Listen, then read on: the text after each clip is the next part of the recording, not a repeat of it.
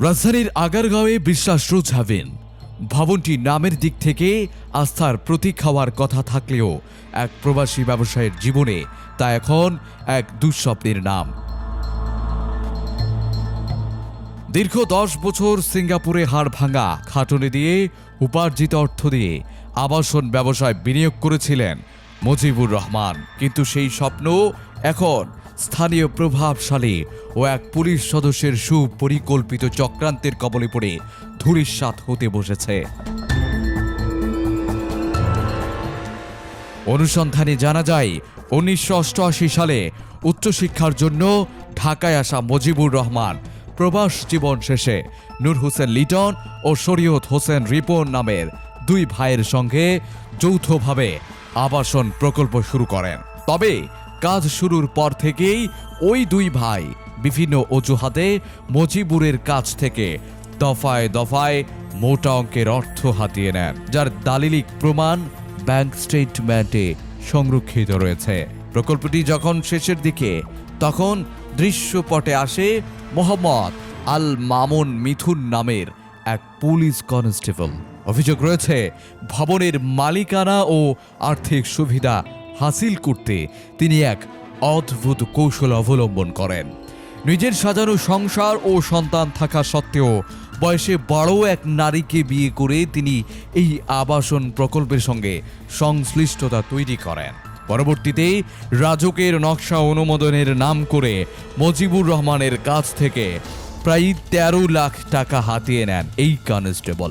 এমনকি প্রতারণার আশ্রয় দিয়ে রাজুকের কর্মকর্তা পরিচয়ে বহিরাগত এক ব্যক্তিকে দিয়ে মুজিবুর রহমানকে আশ্বস্ত করা হয়।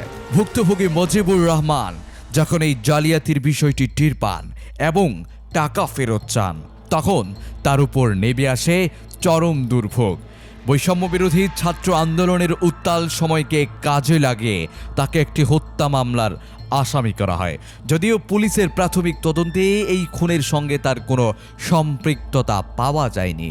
অভিযোগ রয়েছে স্থানীয় দুই ভাইকে ঢাল হিসেবে ব্যবহার করে মুজিবুরকে তার নিজের ফ্ল্যাট বিক্রি করতে বাধ্য করা হয়। পরিস্থিতির শিকার হয়ে আজ নিজের কেনা ফ্ল্যাট ছেড়ে তাকে ভাড়া বাসায় যাযাবরের মতো দিন কাটাতে হচ্ছে। অভিযুক্ত পুলিশ কনস্টেবল মামুন মিথুন নিজেকে কখনো সিআইডি কর্মকর্তা, কখনো তৎকালীন প্রধানমন্ত্রীর প্রোটোকল অফিসার, আবার কখনো দুর্নীতি দমন কমিশনের দুদক পদস্থ কর্মকর্তা পরিচয় দিয়ে বিভিন্ন দপ্তরের দালালি ও জালিয়াতি করে আসছেন বলে অভিযোগ উঠেছে। একাধিকবার মামুন মিথুনকে কল করা হলেও কোনো জবাব পাওয়া যায়নি। নিজের বিনিয়োগ করা অর্থ সামাজিক সম্মান ফিরে পেতে এখন দাঁড়ে দাঁড়ে ঘুরছেন মুজিবুর রহমান।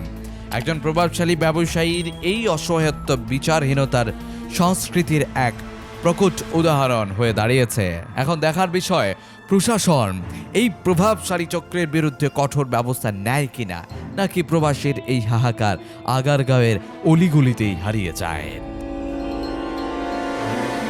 এখানেই শেষ নয়, আসছে অনুসন্ধানের দ্বিতীয় পর্ব। সে পর্যন্ত ভালো থাকুন, সুস্থ থাকুন, নিরাপদে থাকুন। আল্লাহ হাফেজ। নিউজ টাইমস, সত্যের প্রত্যয়ে আমরা।